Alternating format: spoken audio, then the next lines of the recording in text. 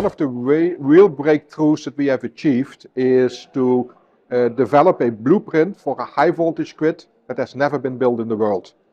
We call it the concept of grid of microgrids on a high voltage level. And it allows us to reduce the footprint of the corridors by 50%.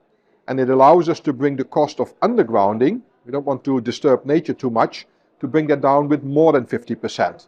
And that's a huge achievement, given the fact that what we do is in principle not very complex. It's the size that makes it complex. A NEOM within the kingdom that eventually is going to have 9 to 10 million inhabitants, that's very sizable. So where we stand today in our infrastructure, I would say at about 5% and ramping up to 10% in the next 12 to 18 months to come. And this is because eventually NEOM is going to be a large undertaking. And what we do is we build the infrastructure in line with the growth of NEOM.